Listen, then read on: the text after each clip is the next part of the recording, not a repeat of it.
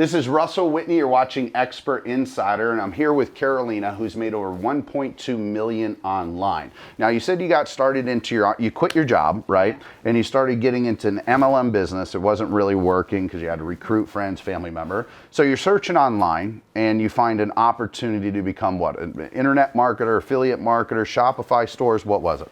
Well, this was back in 2008, so Shopify was not a thing Okay, yet. gotcha. It was a while ago. But what I discovered was that there were other ways to make money online, and that there were other ways to make a living other than a job. And Right. That was really eye-opening for me. And I discovered the concept of personal branding and attraction marketing. Gotcha.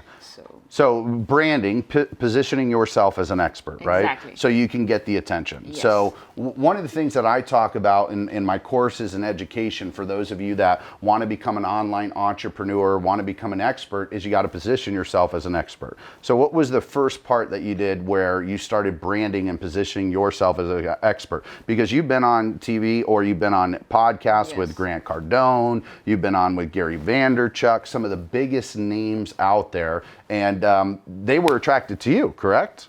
Yeah. I mean, that was probably easy for them though, because you're beautiful. Oh, thank you. But how did that happen? Tell me a little bit about that and how you got started into it. Yeah, so I discovered that. I started reading books about it, buying courses about it, and implementing. That made the difference. I didn't stay in the theory. So I immediately went on social media. That was like, okay, this guy is saying I need to get on Twitter. I got on Twitter. Okay. I got to use Facebook professionally. Okay, I'll use it professionally, not just to waste my time. And it was not just an overnight thing where, okay, hello, I'm an expert. You know, I didn't want to be that fake it till you make it kind of person. I agree. So I educated myself, started sharing what I was learning, and people naturally started to follow me and retweet me and share. I started my first blog in 2009.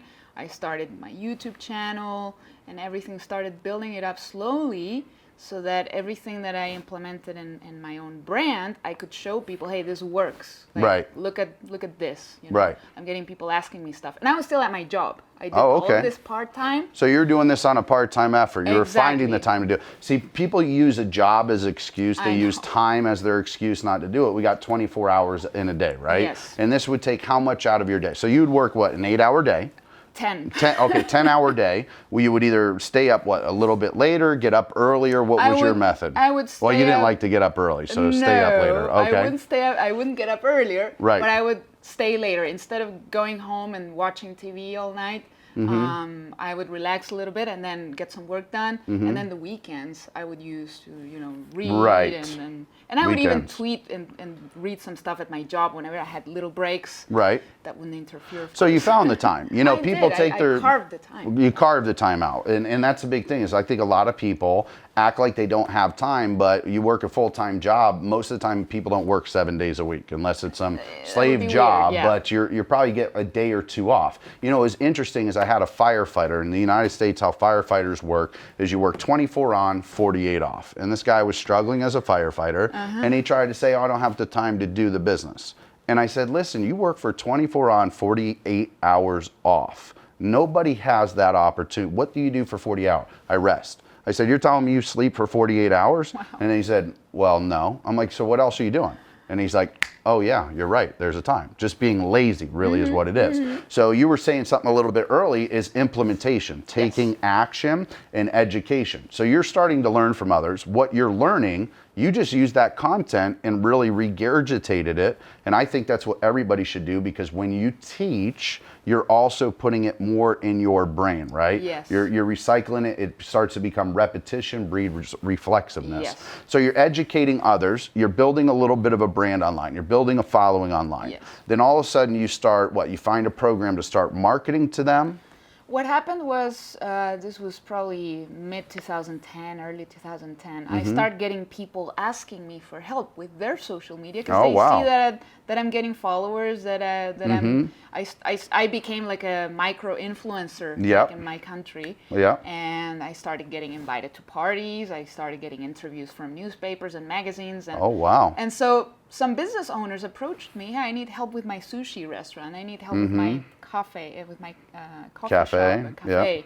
So I'm like, okay, so these people want to pay me money, and can I replace my salary? And there was a moment where I could replace my salary, which Right. wasn't a lot of money. Right. So I quit my job. When I finally was at that point where I can replace it, then I quit. Gotcha. So people are coming to you, they're asking you for help. Do you Yes. remember the first one that you sold?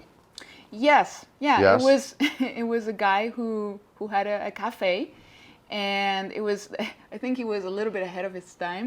Its time, because nobody was doing that concept. It was like a social networking cafe. Right. And I'm talking 2010 in Chile. Maybe that would have worked here. Yeah. But in Chile, 2010, people were not ready for that concept. Right. So he was struggling a little bit. Okay. So that's when he asked me for some help. Right.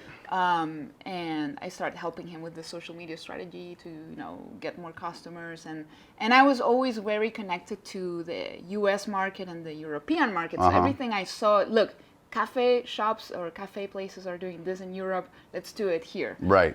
Foursquare came out at the time. Hey, let's implement Foursquare promotions, get people here. Right. So I started doing a lot of stuff that he was So after. the biggest thing what I hear you did is you were finding challenges or problems with his business and coming up with solutions Yes. and being innovative about it. This is Russell Whitney. You're watching Expert Insider. When we get back, I want to talk a little bit more about the first client, the first sale that you made, and how you get through the process of building trust in a relationship.